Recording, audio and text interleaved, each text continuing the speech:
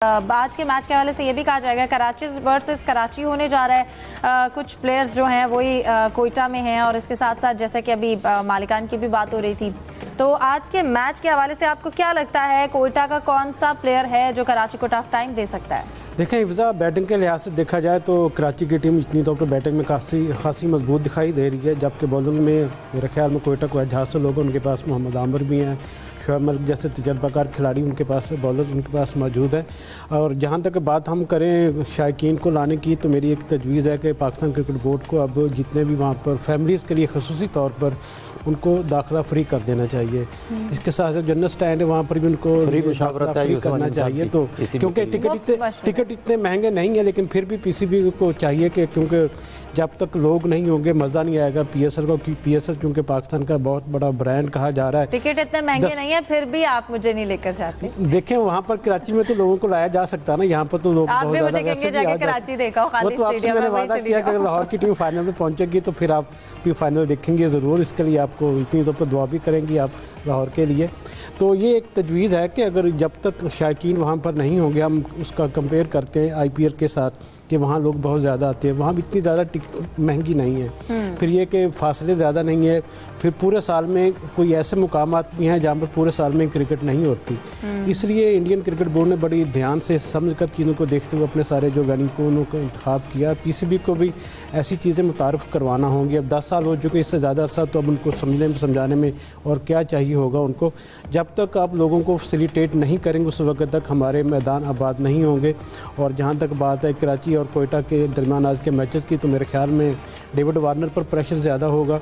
और उसके बाद कोयटा में उस्मान तारिक, जिनका पिछले मैच में रिपोर्ट हुआ था एक्शन, आज वो कोयटा के लिए इम्तिहान है कि उनको खिलाया जाए कि ना नहीं या नहीं।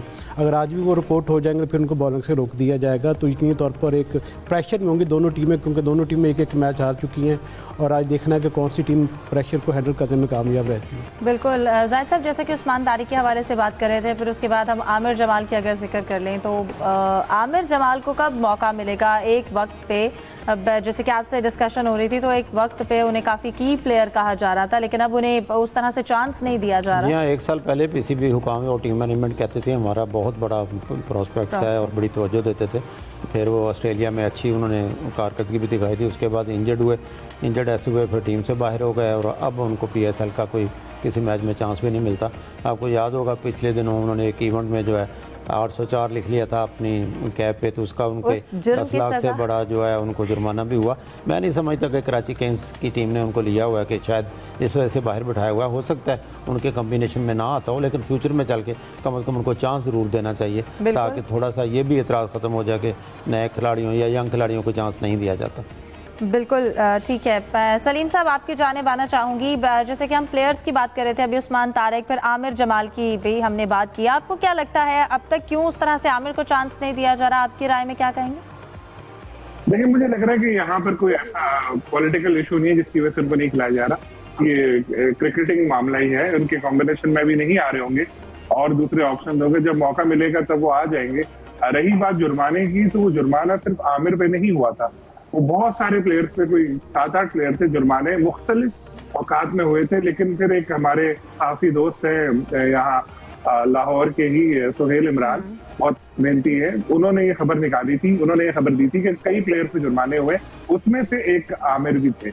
और देखें, जो भी हमारा अपना पर्सनल ओपिनियन हो या जो भी हो, लेकिन जहां हम जिस इदारे के लिए काम कर रहे होते हैं कि वो हमें जो पॉलिसी देता है उस पर तो अमल करना पड़ता है ना।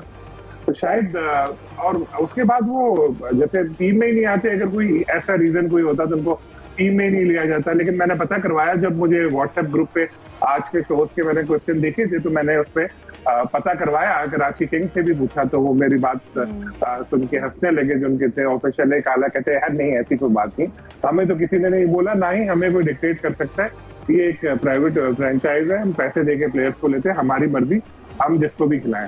और मैंने क्रिकेट पे भी जाके चेक किया आमिर जमाल को कि साउथ अफ्रीका का जो टूर है उसके बाद से उन्होंने 3-4 ही मैचेस खेले। एक मैच टेस्ट के बाद साउथ अफ्रीका के, उसमें से 2 शायद बांग्लादेश लीग के हैं। इंजरी का भी उनको मामला था। और थोड़ा एक चीज और उनके बारे में अगर आप थोड़ी रिसर्च करें तो नजर आएगी कि वो बोलते ज्यादा है, क्योंकि वो सोशल मीडिया पर उनकी कुछ पोस्ट नजर आ रही हैं, कुछ चीजें अगर आप वीडियो देखें उनकी, तो वीडियो में वो अपने साथी खिलाड़ियों पे भी चीख चिल्ला रहे होते हैं। तो एक क्रिकेटर बनने के लिए ये जरूरी नहीं होता कि सिर्फ आप खेल में बहुत अच्छे हैं तो आप जो भी करेंगे वो आपको माफ होगा। आपको जो डिसिप्लिनरी आपको मिल रही है सारी चीजें, उन सब चीजों पर आपको अमल करना पड़ता है। रही बात उस्मान की, तो उस्मान का इशू ये है कि उनको मुझे नहीं लगता क्वेटा खिलाएगा, क्योंकि मेरी इस पे भी बात हुई थी क्वेटा के लोगों से। तो कहते हैं अगर हमने इसको खिलाया तो उसके कैरियर के साथ खेलना होगा, कि फिर रिपोर्ट हुआ तो बैन हो जाएगा वो। लेकिन एक चीज है कि कोयटा वाले बेचारे बहुत उनके साथ बैड लक रहती है कि जब भी पीएसएल होती है कुछ ना कुछ इनके साथ ऐसा होता है। एक बार ये हुआ था कि जो उमर अकमल है उनको कहा कि जिसने वो कीस की रिपोर्ट नहीं की तो उसको बाहर कर रहे हैं, और उसको उमर अकमल को शुरू में ही पहले मैच से पहले पीएसएल से बाहर कर दिया गया था। बाद में उनको क्लियरेंस मिल गई, लेकिन नुकसान हुआ कोयटा को। अब भी यही हुआ कि एक प्लेयर उनका बाहर हो गया शुरू में ही, और नुकसान होगा कोयटा को, क्योंकि पहले इतने सारे वो मैचेस खेले थे, किसी एक मैच में भी उनको रिपोर्ट नहीं किया गया, ना ही बोला गया कि अभी रिसेंट बता रहा हूँ मैं। और जो अंपायर हमारे हैं जिन्होंने रिपोर्ट किया वो भी डेफिनेटली अंपायरिंग कर रहे होंगे। तो ये पीसीबी को भी सोचना पड़ेगा कि ऐसा होता क्यों और कोयटा के साथ ही क्यों होता है।